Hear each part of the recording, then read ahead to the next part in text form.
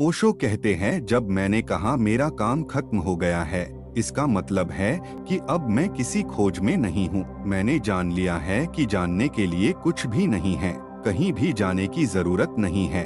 यह क्षण ही सब कुछ है, यही अनंत है। इसका मतलब है कि अब मेरे अंदर कोई इच्छा नहीं है, इच्छा ही काम है। आपको कुछ करना पड़ता है ताकि आप खुश हो सकें, लेकिन मैं बस खुश हूँ। यह खुशी किसी करने से नहीं बल्कि बिना कारण है। यही अंतर है खुशी और आनंद में। खुशी किसी कारण पर निर्भर होती है।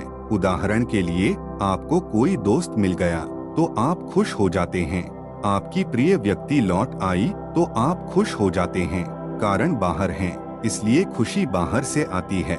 लेकिन जो चीज किसी कारण से होती है वह हमेशा के लिए नहीं हो सकती। प्रिय व्यक्ति फिर जा सकती है, दोस्त दुश्मन बन सकता है, जो आपने पाया है वह खो सकता है। जब मैंने कहा मेरा काम खत्म हो गया है, इसका मतलब है कि अब मेरी खुशी बिना कारण है। अब मुझे आनंद के लिए किसी चीज की जरूरत नहीं है, मैं बस आनंदित हूँ। यह किसी कारण से नहीं है, इसलिए इसे कोई छीन नहीं सकता। जब कोई चीज किसी कारण से नहीं होती तो उसे कोई नष्ट भी नहीं कर सकता। अब सवाल उठता है कि मैं यहाँ क्यों हूँ? यह सवाल सबसे पुराना है। गौतम बुद्ध जब जागृत हुए तो वे 40 साल और जीवित रहे। जब उनका काम खत्म हो गया तब भी वे इतने सालों तक रहे। कई बार उनसे पूछा गया, जब काम खत्म हो गया है तो आप क्यों हैं? इसे समझने के लिए एक गहराई है। जब इच्छा खत्म हो जाती है तो वह ऊर्जा जो इच्छा में लग रही थी वह बनी रहती है। ऊर्जा खत्म नहीं होती, इच्छा ऊर्जा का ही एक रूप है। यही कारण है कि आप एक इच्छा को दूसरी में बदल सकते हैं। क्रोध सेक्स बन सकता है, सेक्स क्रोध बन सकता है, सेक्स लोभ बन सकता है। अगर आप किसी लालची व्यक्ति को देखें तो वह कम यौन होगा, क्योंकि सारी ऊर्जा लोभ में लगी है। और अगर कोई बहुत यौन व्यक्ति है तो वह लालची नहीं होगा। अगर किसी ने सेक्स को दबा दिया है तो वह गुस्से से भरा रहेगा। साधु संतों में यही देखने को मिलता है। उनका मौन भी सती होता है, उन्हें छूते ही वे क्रोधित हो जाते हैं। जब सभी इच्छाएं समाप्त हो जाती हैं तो वह ऊर्जा कहाँ जाती है? ऊर्जा नष्ट नहीं होती, सभी रूप समाप्त हो जाते हैं, लेकिन ऊर्जा बिना रूप के हो जाती है। अब वह क्या करती है? वह ऊर्जा करुणा बन जाती है। जब आपकी सारी ऊर्जा बंट जाती है, कभी सेक्स में, कभी क्रोध में, कभी लोभ में, तब आप करुणा में नहीं हो सकते। करुणा कोई रूप नहीं है।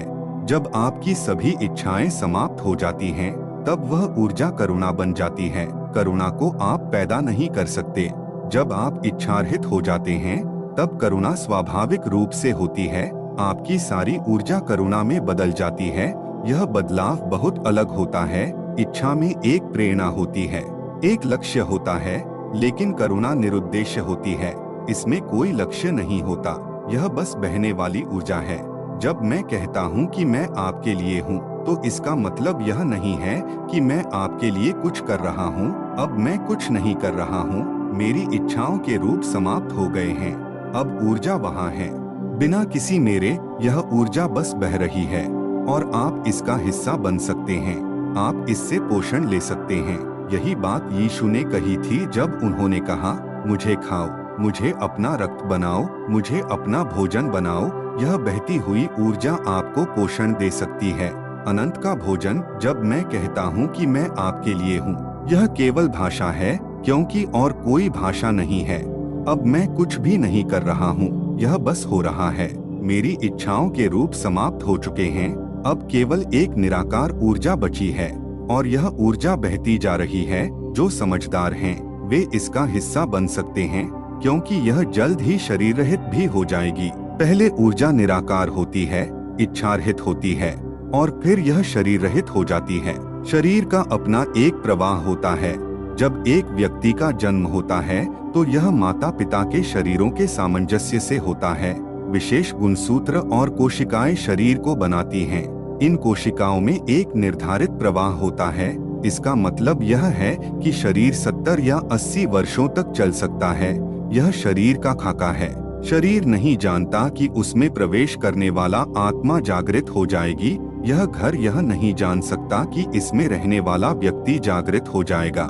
और जब यह व्यक्ति जागृत हो जाता है तब भी यह घर नहीं जानता, शरीर का अपना जीवन होता है और यह पूरी तरह अनजान रहता है कि व्यक्ति जागृत हो चुका है। यह अपने ईंधन और प्रवाह के साथ चलता रहता है। 40 वर्ष की उम्र में बुद्ध जागृत हो गए, शरीर अप्रासंगिक हो गया, लेकिन यह चलता रहा, यह जारी रहा। इसने अपने चक्र को पूरा किया। यह 80 वर्षों तक रहा। यह अच्छा था क्योंकि ये 40 वर्ष ऊर्जा के बहाव के वर्ष थे और हम जान पाए कि जागृति क्या है। अगर बुद्ध उसी क्षण लुप्त हो जाते तो कोई धर्म नहीं होता। अगर शरीर गिर जाता, अगर बुद्ध जागृत होते और शरीर गिर जाता तो वह यह भी न बता पाते कि क्या हुआ। यह अच्छा था। अस्तित्व बहुत करुणामय था। बुद्ध 40 वर्षों तक और जीवित रहे, किसी प्रेरणा से नहीं बल्कि शरीर के प्रवाह के कारण वे बस बहते रहे।